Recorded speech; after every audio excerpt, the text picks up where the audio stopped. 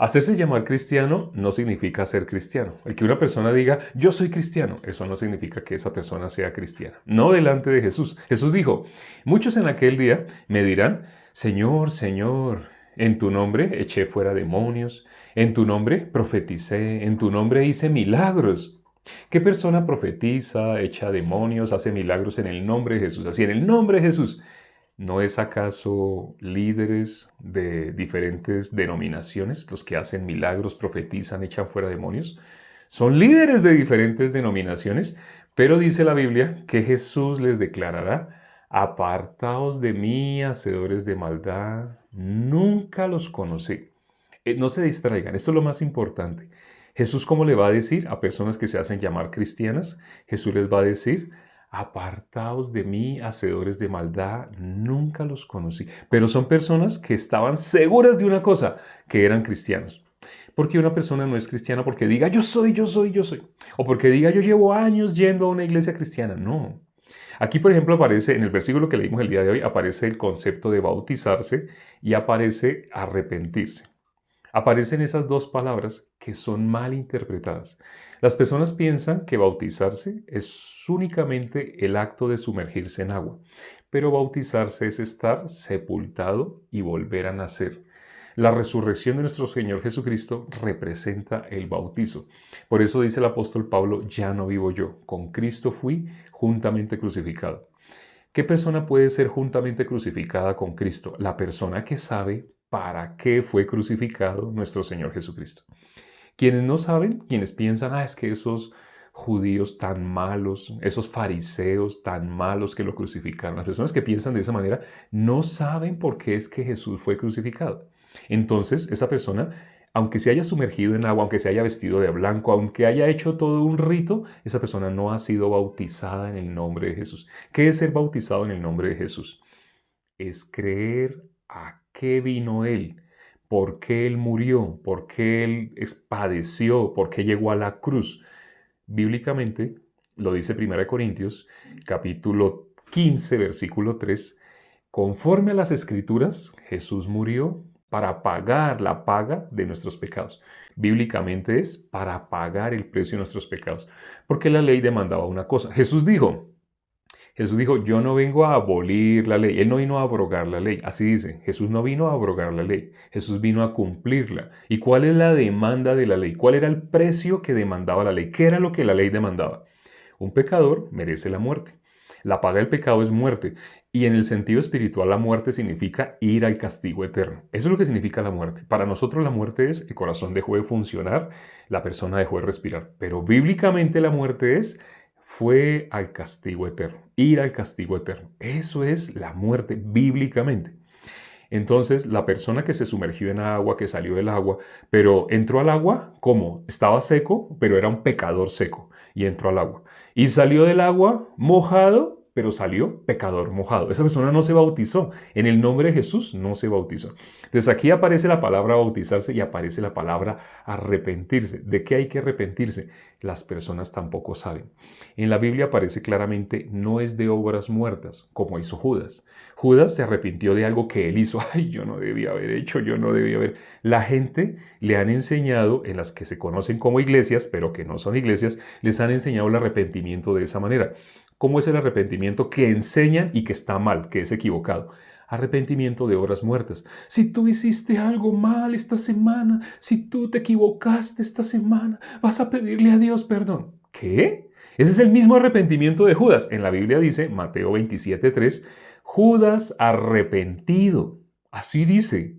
Así dice que Judas se arrepintió. ¿Pero en qué sentido se arrepintió? De obras muertas. Y ese no es el arrepentimiento que dice este versículo. Leamos nuevamente ya el versículo del día de hoy. Dice, Pedro les dijo, arrepentíos y bautícese cada uno de vosotros en el nombre de Jesucristo para perdón de los pecados y recibiréis el don del Espíritu Santo. Las personas normalmente cuando leen este versículo solo se centran en la primera parte y descuidan la última parte. Ya explicamos la primera parte para poder explicar la segunda. ¿Qué dice la segunda? Para perdón de los pecados. Esa parte, sabes que casi no la mencionan en las que se conocen como iglesias. Cuando una persona se bautiza en el nombre de Jesús, ¿qué es lo que esa persona está testificando? Que recibió el perdón de los pecados. ¿Qué es bautizarse en el nombre de Jesús? Haber recibido el perdón de los pecados. Eso es bautizarse en el nombre de Jesús. Haber recibido el perdón de los pecados. ¿Y qué pasa cuando una persona recibe el perdón de los pecados? Aquí dice, y recibiréis el don del Espíritu Santo. Esto, espero que presten atención. Esto es lo más importante de este versículo. Muchas personas y muchas doctrinas dicen que tienen el Espíritu de Dios porque por medio de música, por medio de emociones, hacen que las personas experimenten cosas. Hay técnicas de programación neurolingüística, técnicas de hipnosis que aplican en las que se conocen como iglesias. Les hacen a las personas sentir frío, sentir calor, pero ¿cómo les dicen? Si tú eres hijo de Dios, vas a sentir su espíritu que se está manifestando por medio de una nube fría. Y la gente empieza a sentir frío en sus dedos. Pero están en un lugar donde hace calor y necesitarían aire acondicionado, pero no hay aire acondicionado y la gente empieza a sentir frío en sus dedos. Eso se aplica por técnicas de hipnosis. Pero eso no es el Espíritu Santo. O sea, a una persona lo pueden hacer sentir ganas de vomitar, lo pueden hacer reír incontrolablemente con técnicas de manipulación. Eso no es el Espíritu de Dios.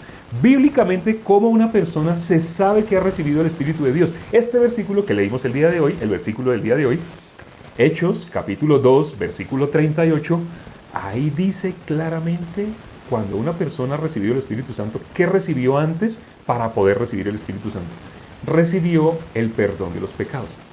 Pero cuando una persona se bautiza en las que se conocen como iglesias, la persona entró al agua, antes de entrar al agua estaba seco y era un pecador seco, Entró al agua y salió mojado. ¿Cómo salió? Un pecador mojado. Eso no es bautizarse en el nombre de Jesús. Este versículo lo dice claramente.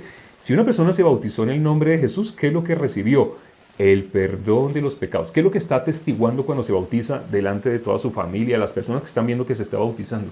Está dando testimonio de que recibió el perdón de los pecados. En el nombre de Jesús tenemos perdón de pecados. El nombre de Jesús significa Salvador de los pecados. Mas a todos los que le recibieren, a los que creen en su nombre. ¿Qué significa el nombre de Jesús? Salvador de los pecados. Eso está en Mateo 1:21. No es Salvador. En teología enseñan que el nombre de Jesús es Salvador. No es así. El nombre de Jesús es Salvador de los pecados. Está en la Biblia, Mateo 1:21.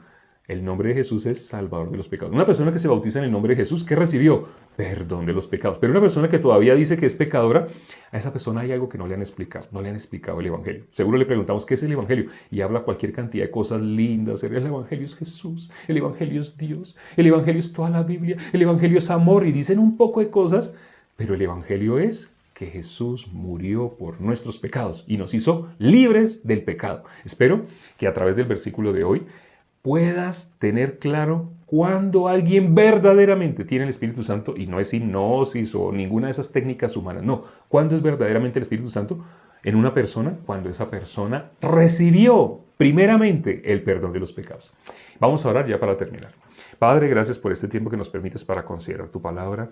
Gracias, Señor, porque la sabiduría que tú has escondido en la Biblia no la puede ver cualquiera. Tu misma palabra dice en Marcos capítulo 4, versículo 11 y 12, que a los que están afuera por parábolas todas las cosas para que viendo vean y no perciban, oyendo oigan y no entiendan, para que no se conviertan y les sean perdonados los pecados.